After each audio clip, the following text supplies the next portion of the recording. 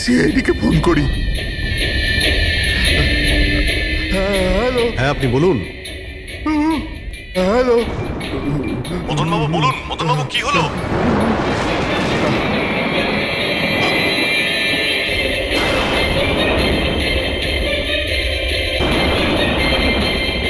না না,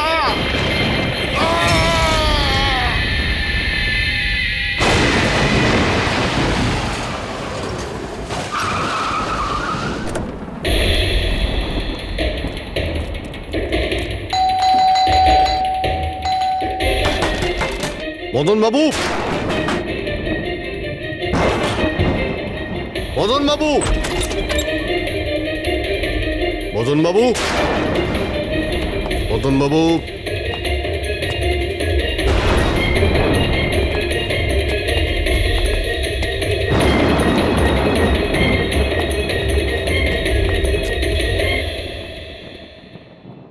দয়া,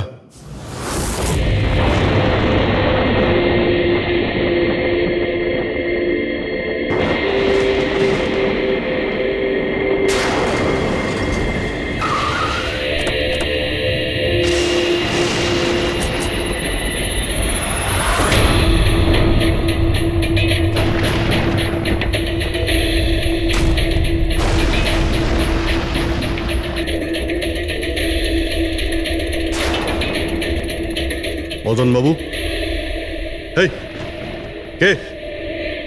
এই কে এখানে?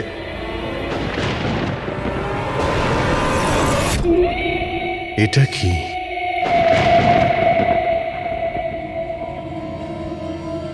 পুতুল?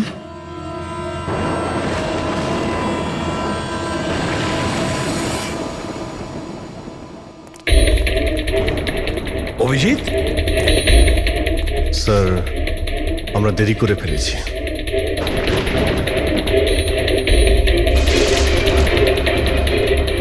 মাই গড,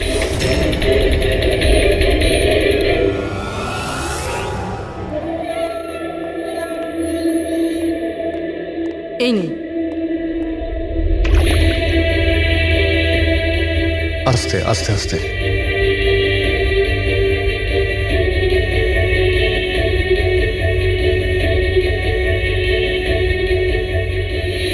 মদনবাবু, আপনি ঠিক আছেন তো?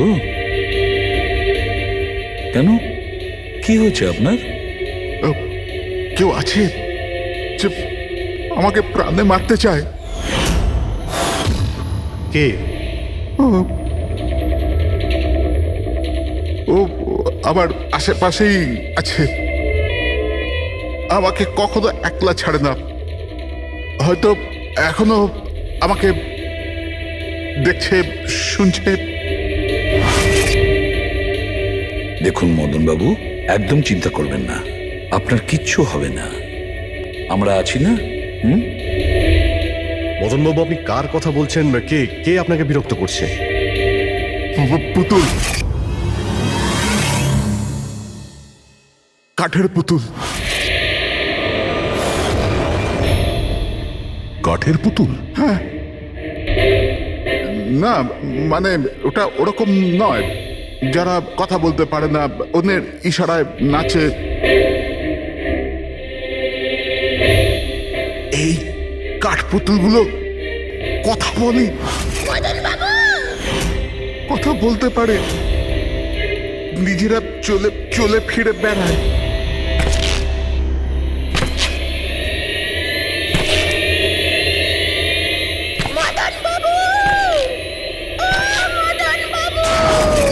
কথা বলা কাঠের পুতুল? হ্যাঁ, আমি জানতাম আপনাদের আমার কথা বিশ্বাস হবে না, কিন্তু কথাটাই এরকম যে কেউই করবে না।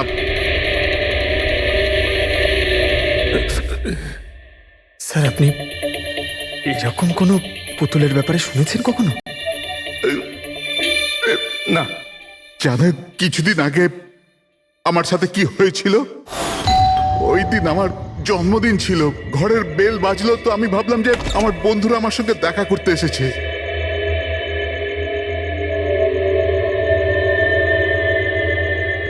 এত রাত্রে কে বেল বাজালো? অদ্ভুত তো।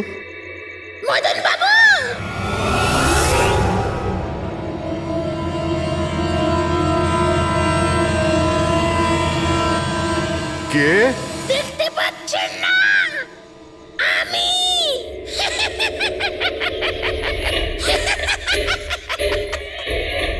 আরে আমি, এত অবাক হওয়ার প্রয়োজন নেই। জানেন কি এখানে আমি কেন এসেছি? কেন? তোমার প্রাণ নিতে। কি?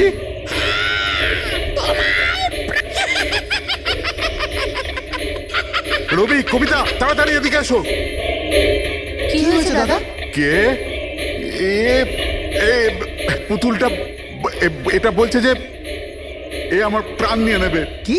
হ্যাঁ দাদা, এটা একটা নির্জীব পুতুল, হ্যাঁ, ওটাই তো। তো এটা আপনার প্রাণ কি করে নেবে? দাদা, তুমি আমাদের সাথে মজা করছো? হ্যাঁ, না, তোমরা কি বলছো? রবি, আমি এরকম অদ্ভুত মজা কেন করব, তাও আজকের দিনে? আরে আমি নিজে শুনেছি যে ও বললো যে ও মেরে ফেলবে এক আমাকে। মিনিট, আমি দেখছি। কি? আস্তে আস্তে রবি। শান্ত হন।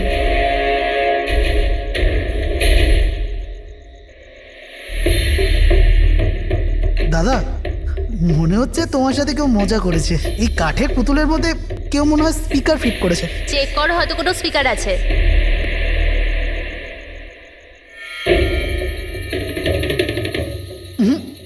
না, এখানে তো কিছু নেই। এখন কোথায় ওই পুতুলটা? কি করে থাকবে? আমি ওই সময় ওকে একদম ভেঙে চুরে জ্বালিয়ে দিয়েছি, শেষ করে দিয়েছি। হুমকি দিচ্ছিল আমাকে, ওকে আমি কিভাবে এমনি ছেড়ে দিতাম?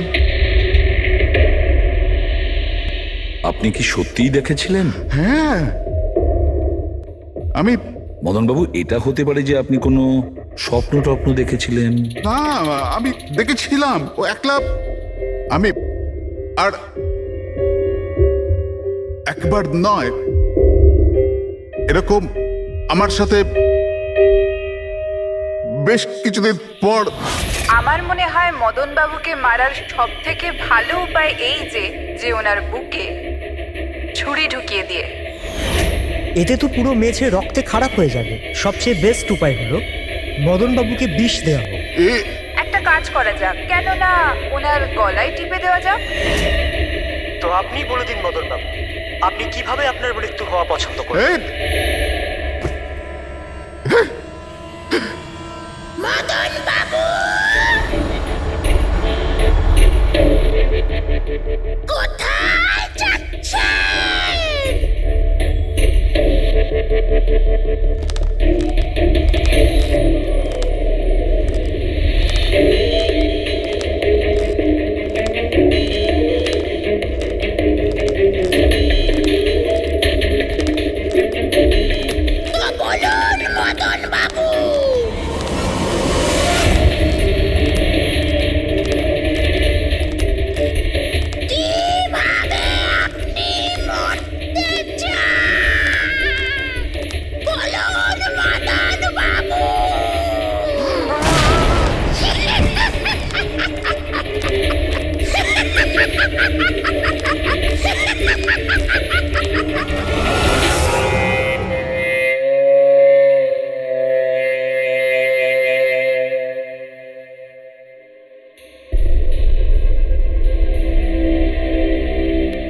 সত্যি মদনবাবুর প্রাণ সত্যি সংশয় ছিল। উনি সত্যিই বলছিলেন, কোনো ভ্রম ছিল না।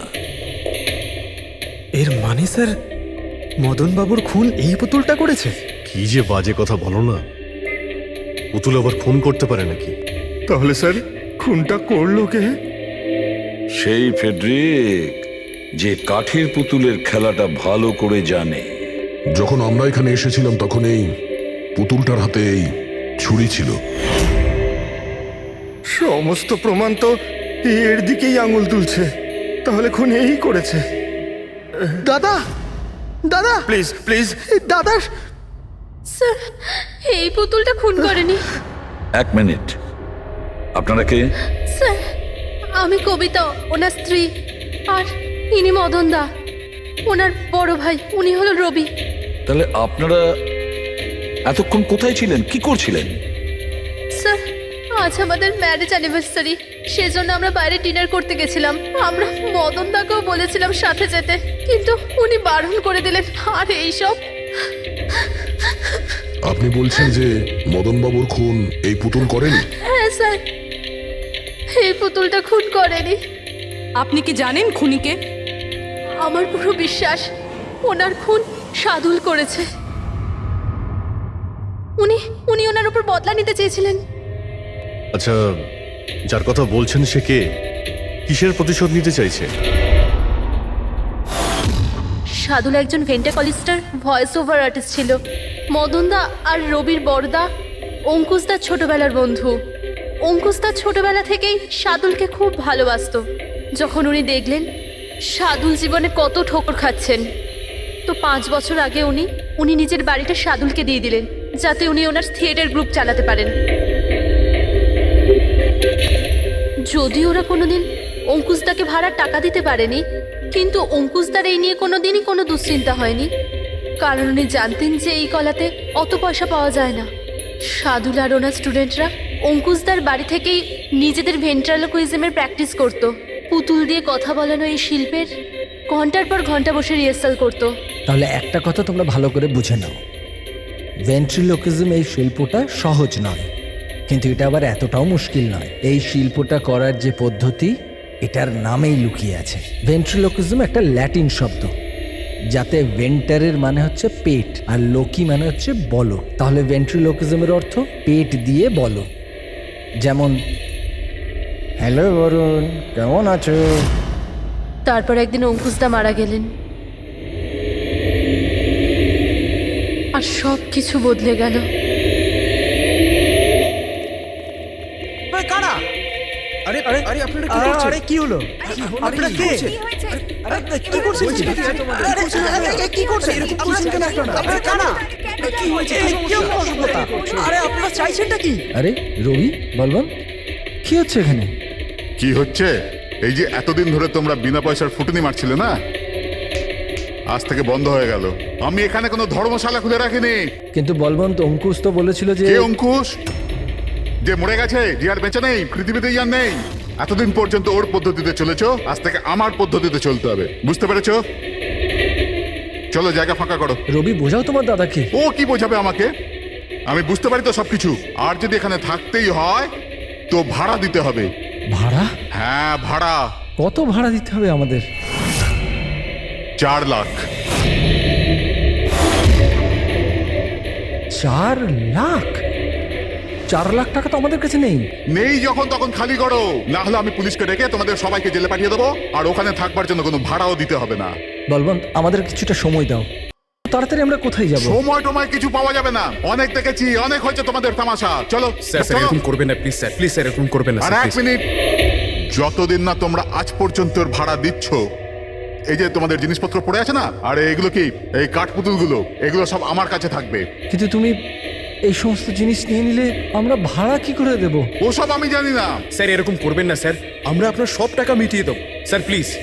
স্যার আপনার এগুলোকে নিষ্প্রাণ কাঠের পুতুল মনে হয়, কিন্তু আমাদের কাছে এগুলো প্রাণের সমান। ও ভাই ট্র্যাজেডি কিং, তোমার এই যে সব মেলোড্রামা আছে না, এগুলো আমার দাদা অঙ্কুশের সাথেই চলতো, আমার সাথে নয়।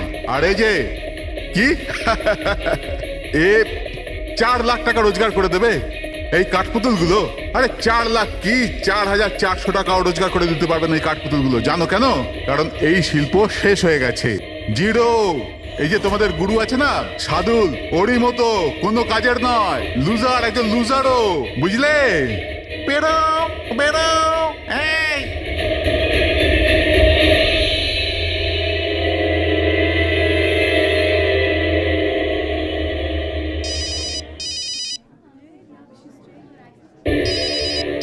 এও না, কে দাদা? আবার কে? সাদুল বারবার আমাকে এভাবে ফোন করে হুমকি দিচ্ছে। আমি দেখছি। হ্যালো। আমি আসছি তোকে মারতে। এবার তোর জীবন কিছুদিনের অতিথি মাত্র। হ্যালো দাদা, আমার মনে হয় আমাদের পুলিশ স্টেশনে যাওয়া উচিত। পুলিশ ডিপার্টমেন্টে আমি একজনকে চিনি, হয়তো ও আমাদের সাহায্য করতে পারে। হ্যাঁ দাদা, আমি এটুকু বিশ্বাস করতে পারিনি যে এই সাদুল এত বড় পাগল হবে। আমাদের পুলিশের কাছে যাওয়া উচিত। কোনো লাভ নেই, এই সাদুল নিজের মোবাইল থেকে ফোন করছে না, কোনো ল্যান্ডলাইন নাম্বার থেকে করছে। Landline number? আমি খোঁজ নিচ্ছি নাম্বারটা কোথাকার। কি? এটা কি বলছো তুমি? হ্যাঁ ঠিক বলছি, এই নাম্বার এই হসপিটালের মর্গ রুমের। সাদুল আমাকে হসপিটালের মর্গের রুম থেকে কেন ফোন করবে? এই নাম্বার থেকে এনাদের কাছে ফোনে হুমকি দিচ্ছে। কাল রাত আর আজ সকালেও দিয়েছে, টানা 3 দিন ধরে আসছে। কে করছে এই কল? স্যার, এই ফোন দিয়ে কারোরই ফোন করবার কোনো অনুমতি নেই। আমি সারাদিন এখানেই থাকি, এই ফোন থেকে কেউ কোনো ফোন করেনি। তাহলে তুমি নিশ্চয়ই কল করেছো? স্যার, আমি কেন ফোন করব? আমি তো আপনাদের চিনিও না। হ্যাঁ হতে পারে তুমি সাদুলের কথা করেছো। কি নাম বললেন আপনি? সাদুল। সাদুল? এই যে এ হলো সাদুল, চেনো তুমি একে? এ আপনাদের কি করে কল করবে? কেন করতে পারবে না কল?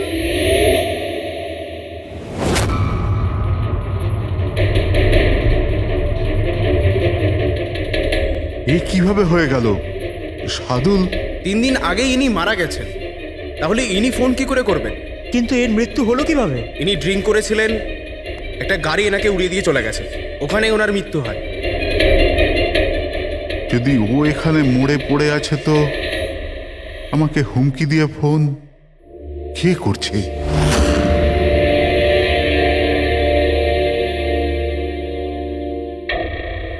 স্যার, হ্যাঁ, পুলিশের রেকর্ড অনুযায়ী তো এই সবকটা কল মর্গের ল্যান্ডলাইন থেকে এসেছিল। কিন্তু মর্গেন ল্যান্ডলাইন তো কেউ ইউজই করে না, তাহলে সব কি করে? পুরবি ভালো করে চেক করো, দেখো ব্যাপারটা কি। মনে হচ্ছে ব্যাপারটা গোলমেলে। স্যার, হ্যাঁ, উনি কিচ্ছু জানতে পারবেন না। আপনি এরকম কেন বলছেন? কারণ সিআইডি স্যার জীবিত লোকেদের ধরতে পারে, আত্মাদের নয়। আর আমি জানি এটা সাদুলের আত্মাই করেছে। দেখুন, এই আত্মা বলে কিছুই হয় না। আর আপনি একজন এডুকেটেড পার্সন হয়ে এইসব বলছেন? আপনিও তো পড়াশুনো জানা, আপনি বলুন না, একটা লাশ মর্গ থেকে ফোন কি করে করতে পারে? কি করে ওই মদনদার সাথে ওই পুতুলটা কথা বলতে পারে? স্যার, তাদের এটা নর্মাল মনে হচ্ছে। আপনারাও এমন কিছু ফিল করেছেন যেটা মদনবাবু করেছিলেন? হ্যাঁ স্যার। না, বাঁচাও, আমি তোমাদের ছাড়বো না। তোমরা খুব বিরক্ত করছো আমাকে, তোমাদের সবাইকে মেরে ফেলবো আমি, ছাড়বো না। দাদা, সরে যাও। না দাদা কি হলো? এদিকে আসবে না। আরে কিন্তু দাদা, এটা কি করছো তুমি? দাদা কি? কাঠপুতুল আছে এখানে, সরে থাকো। কাঠের পুতুল? আমাকে মারতে এসেছে, আমি বলেছিলাম না। দাদা 1 মিনিট দাদা, এটা কি করছো তুমি? রবি, এই এই আওয়াজটা ওপর থেকে আসছে। হ্যাঁ, কিন্তু উপরে তো কিছুই নেই, পুরো তো স্টোর রুম আছে আর একটা বন্ধ ঘর আছে। Store room? হ্যাঁ, ওই স্টোর রুমের মধ্যেই তো আমি সমস্ত কাঠপুতুলগুলো একটা বড় বাক্সের মধ্যে তালা লাগিয়ে বন্ধ করে রেখেছি। কাঠের পুতুল? ওগুলো সব বাইরে চলে এসছে কিভাবে? কি?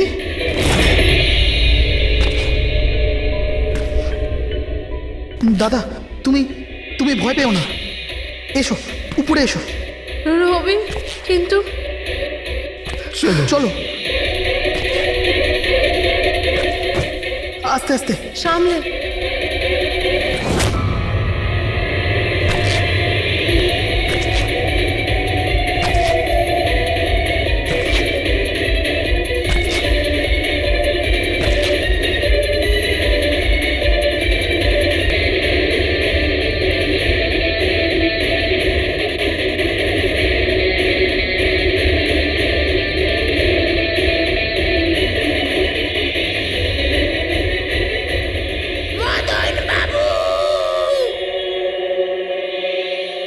দাদা, আওয়াজ এই ঘর থেকে আসছে। হ্যাঁ, এসো।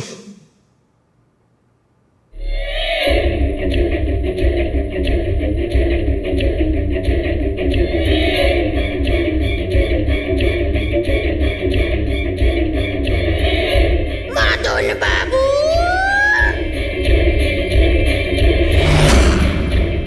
মদন বাবু, কেমন লাগলো আমার সাথে দেখা করে?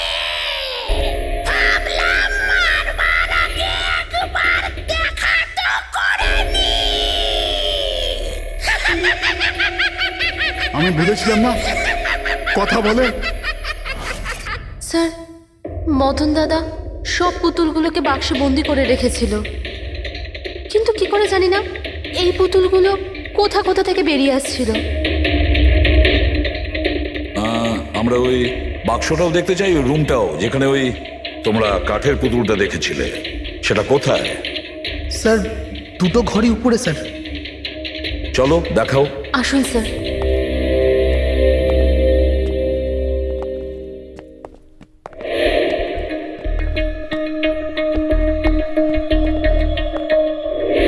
স্যার, পায়ের আওয়াজটা আমরা করিডোরে শুনেছিলাম, আর ওই পুতুলটা আমরা এখানে এখানে দেখেছিলাম স্যার।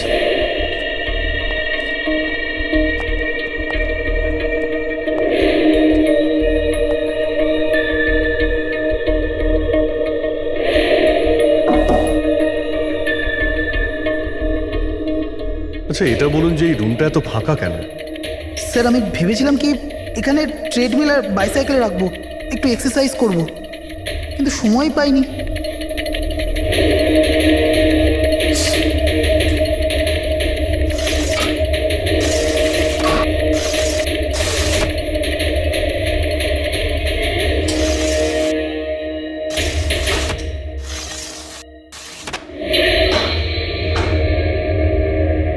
স্যার, এটা তো বন্ধই হচ্ছে না।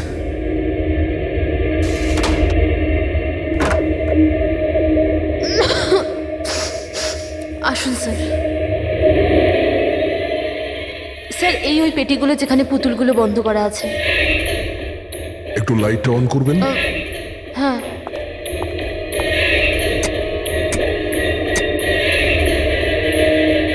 স্যার, এই ঘরটা অনেক দিন ধরে বন্ধ আছে, তো মনে হয় বাল্বটা খারাপ হয়ে গেছে।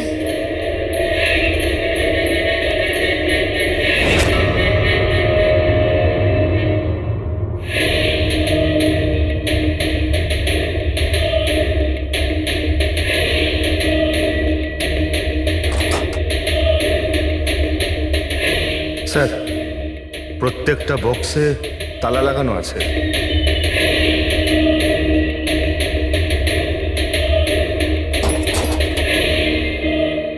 কিন্তু এই তালাটা শক্তপোক্ত নয়, যে কেউ একে খুব সহজেই খুলতে পারে।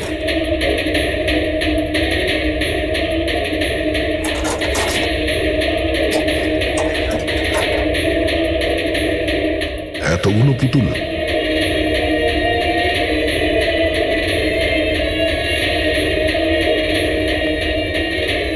দেখি একটু, এতে কোনো মেকানিজম করা নেই তো? স্যার, আমি আপনাকে বলছি তো, এরা কথা বলে না। স্যার, নিশ্চয়ই সাদুলের আত্মা এসে এদের কথা বলায়। ভেতরে কোনো মেকানিজম, কিন্তু কোনো স্পিকার তো নেই যার থেকে আওয়াজ আসবে। স্যার, উনি কিন্তু ঠিক কথাই বলছেন। না তো কোনো মেকানিজম আছে, না কোনো স্পিকার, কিন্তু তাহলে এই পুতুলগুলো কথা বলে কি করে?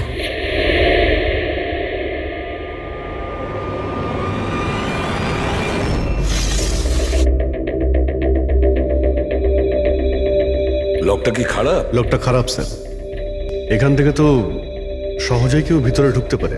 সিঁড়িও রয়েছে আর পাইপও রয়েছে, যে কেউ সহজেই ঢুকতে পারে।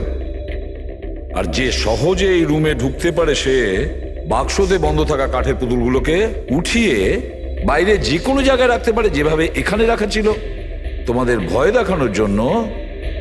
স্যার, মানে এটা কোনো আত্মা নয়। আরে ওই আত্মার কথা ছাড়ো তো, আত্মা হয়ই না। এটা সেই হতে পারে এই বাড়ির প্রত্যেকটা কোণা সে চেনে, প্রত্যেকটা কোণা। আর তাছাড়াও কাঠের পুতুলের ব্যাপারেও খুব ভালো মতো জানে। আর এরা হতে পারে শাদুলের স্টুডেন্ট। শাদুলের স্টুডেন্ট খোঁজ নিয়ে দেখতে হবে যে শাদুলের স্টুডেন্টস এই মুহূর্তে কোথায় আছে আর কি করছে। হাই, আমার নাম হলো ফ্রিডা। আমার নাম দীপেশ। আমার নাম হলো তরুণ। আর আমার নাম লোচন।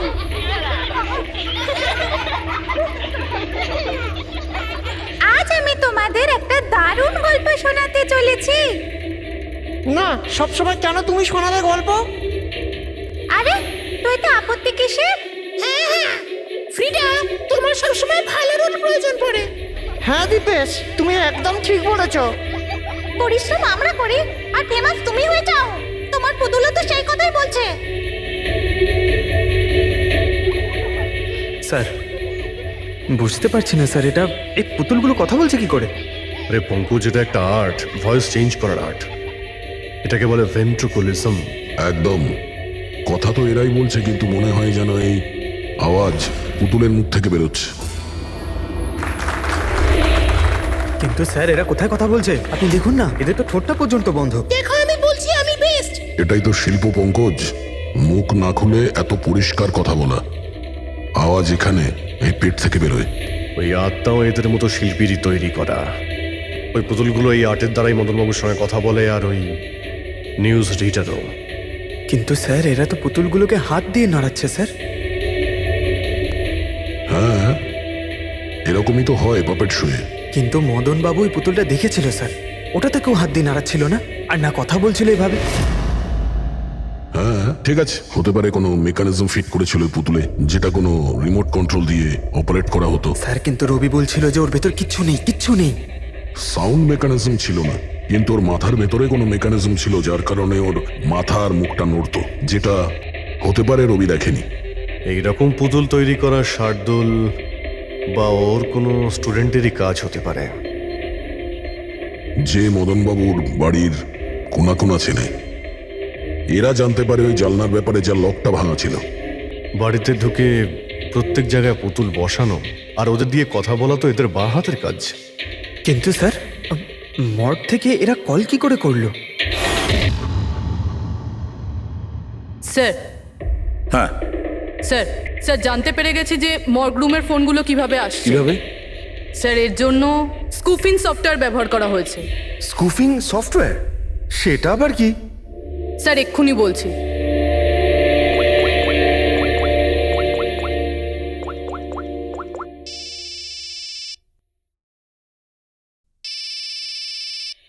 কি যন্ত্রণা!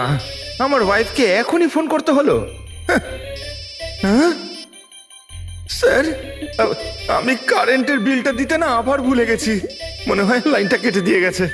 আমাকে বকবে বলেই ফোনটা করেছে। ফোনটা তোলা ঠিক হবে? ধরো, যাও তাড়াতাড়ি কথা বলে নাও।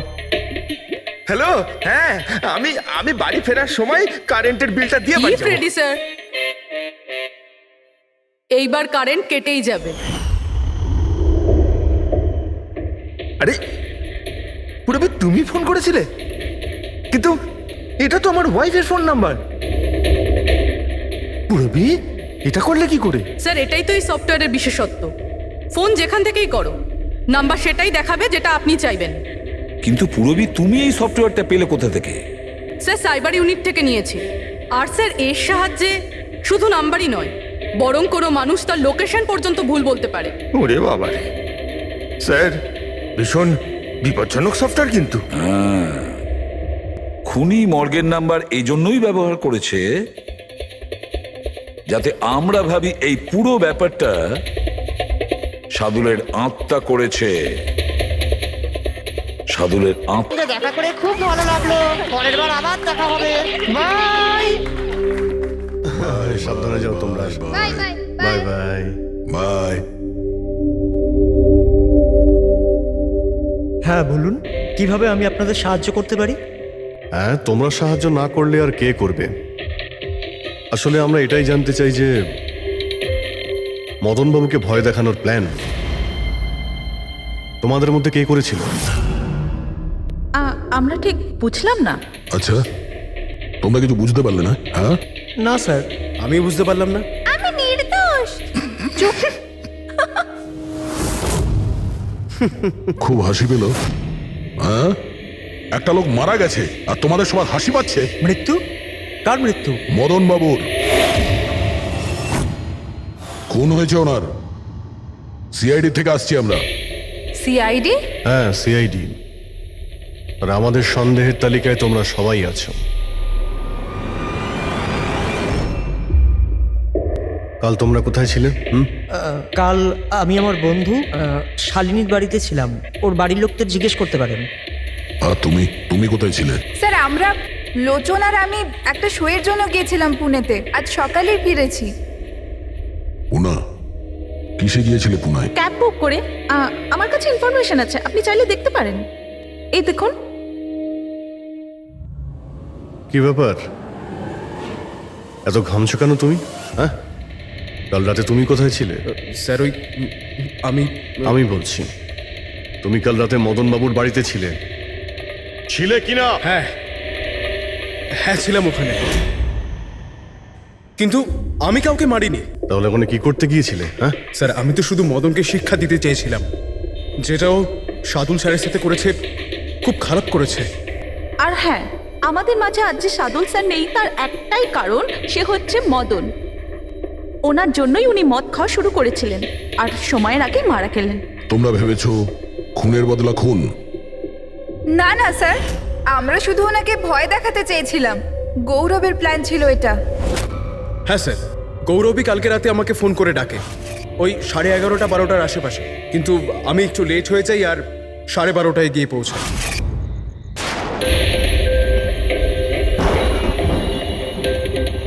আজ তো এমনিতেই অনেক লেট হয়ে গেছি, মেরেই ফেলবে গৌরব আমাকে। চলে গেছে হয়তো ভিতরে, এবার ওকে ইশারা কি করে করবো?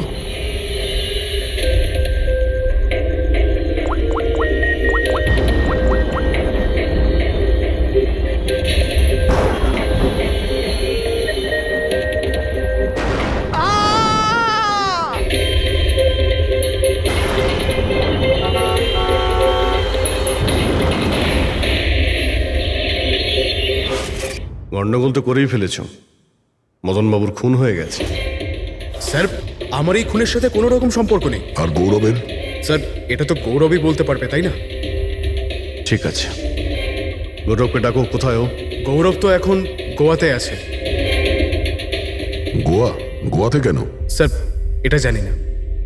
ওকে কিন্তু বাঁচানোর চেষ্টা করবে না, নাহলে তুমি ফেসে যাবে, বুঝেছো? না স্যার, এরকম ব্যাপার নয়। কালকে রাতে যখন ওকে আমি ফোন করি তখন ওর ফোন বন্ধ ছিল। আজকে সকালে মেসেজ আসে আমার কাছে। মেসেজ দেখাও তো। স্যার কাল রাত্রে যেটা হয়েছিল সেটা হওয়ার কথা নয়। আমি গোয়া পৌঁছে গেছি কিছুদিন গা ঢাকা দেওয়ার জন্য। কিন্তু এ গোয়াতে কখন পৌঁছলো আর কিভাবে? যখন আমরা ক্রাইম সিনে পৌঁছেছিলাম তখন তো ও ওখানে ছিল না।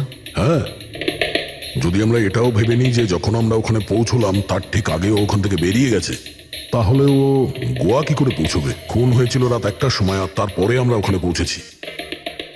ফ্লাইট নেই গোয়া যাওয়ার জন্য। স্যার হতে পারে ফ্লাইটে না গিয়ে বাসে বা গাড়ি করে গেছে হয়তো। না পঙ্কজ, ড্রাইভ করে গোয়া পৌঁছতে মিনিমাম 12 ঘন্টা লাগে, আর এই মেসেজটা এসছে সকাল 9টার সময়। মানে গোয়া পৌঁছানোর আগেই ও মেসেজ করে দিয়েছে যে ও গোয়া পৌঁছে গেছে। পঙ্কজ, খোঁজ নিয়ে দেখো যে গৌরবের ফোনের লাস্ট লোকেশন কোথায় দেখাচ্ছে। তুমি গৌরবের নাম্বারটা দাও। আচ্ছা ঠিক আছে, thank you sir.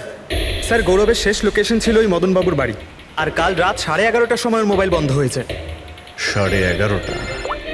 Hello, thank you sir. Gaurav নামের কোনো ব্যক্তি গোয়ার কোনো ফ্লাইটেই ছিল না, না আজকে সকালে না কাল রাতে। আর তাছাড়া স্যার, একে কোনো এয়ারপোর্টে সিসিটিভি ফুটেজেই দেখা যায়নি। মানে আমাদের সন্দেহ একদম ঠিক, গৌরব এখানেই আছে। তাহলে ও বা অন্য কেউ ওর ফোন থেকে এই মেসেজটা পাঠিয়েছে যে ও গোয়া চলে গেছে। কিন্তু স্যার, কেউ এরকমটা করবে কেন? সেটা তো আমি জানি না ফ্রেডি, কিন্তু একটা কথা আমি বুঝতে পারছি না, গৌরব তো চাইলে যে কোনো সময় মদনবাবুকে মারতে পারতো। এসব নাটক করার কি প্রয়োজন ছিল?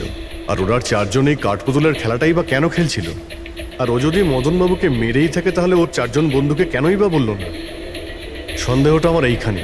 এর একটাই কারণ বস, হতে পারে গৌরবকে তাড়াহুড়োতে মদনবাবুকে মারতে হচ্ছে যখন ও ধরা পড়ে যায়, আর না হলে খুনি গৌরব না, অন্য কেউ। স্যার খুনি যদি অন্য কেউ হবে তাহলে এই গৌরব কোথায়? হতে পারে খুনি গৌরবকে মেরে গায়েব করে দিয়েছে, আর আমাদের সামনে এমন প্রমাণ ফেলে দিয়েছে যে আমাদের মনে হয় যে ও পালিয়ে বেড়াচ্ছে, গোয়াতে আছে ও।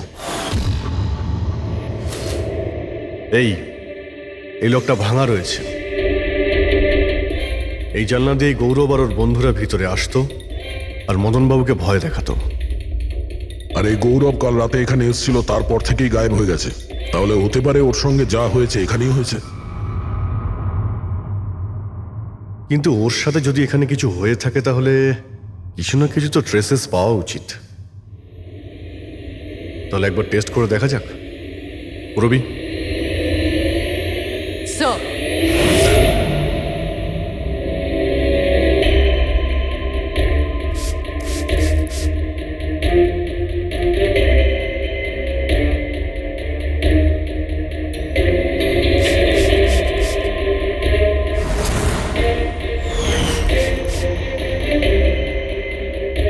স্যার আপনার সন্দেহ ঠিক ছিল, এখানে তো রক্ত রয়েছে।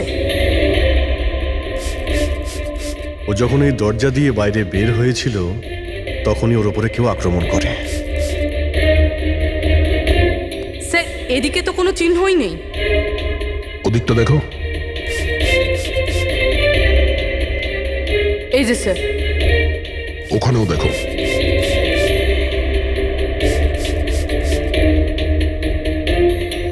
ও, তার মানে হামলা করার পর গৌরবকে টেনে হিচড়ে স্টোর রুমের কাছে নিয়ে আসা হচ্ছে।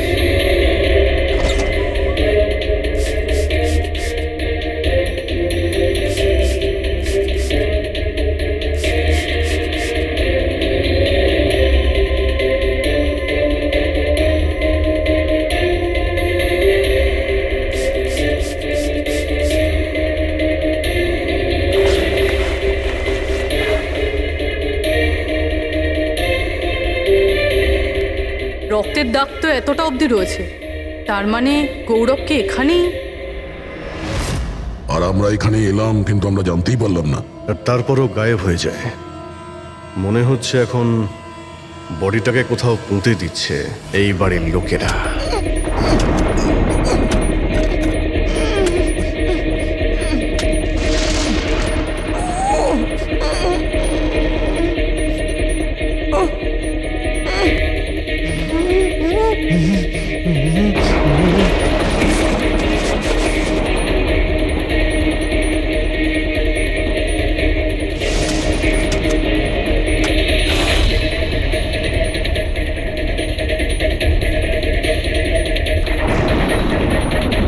সিআইডি?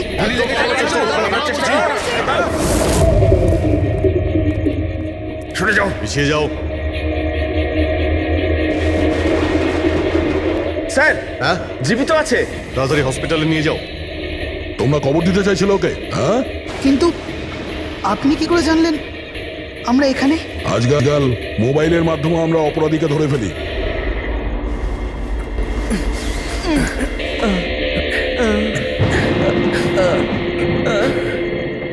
চলো তাড়াতাড়ি নিয়ে যাও ওকে। চলে এসো।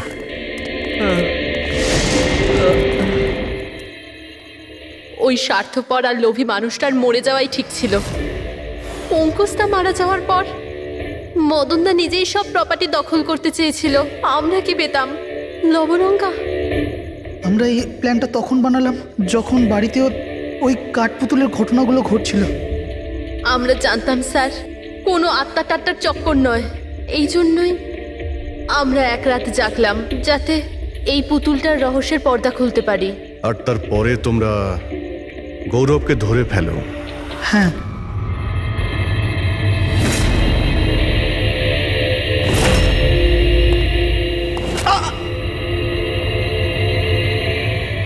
গৌরবের থেকে সব সত্যিটা জানার পর আমরা ভাবলাম যে ওর ওই কাঠপুতুলের খেলার সুযোগ নিয়ে আমরা মদন দাদাকে মারতে পারি। আর সেই কারণে গৌরবের ওপর হামলা করে ওকে বাক্সে ঢুকিয়ে দিয়েছো, আর তারপর মদনবাবুকে খুন করে আমাদের বোকা বানাতে চেষ্টা করেছো।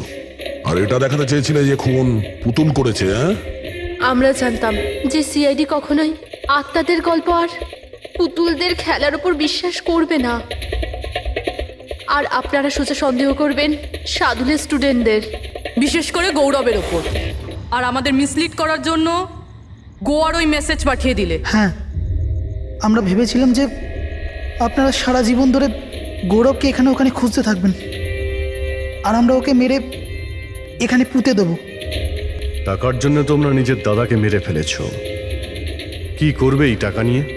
আর না এখন এই টাকা তোমাদের জেলে যাওয়ার থেকে বাঁচাতে পারবে, আর না ফাঁসির দড়ি থেকে।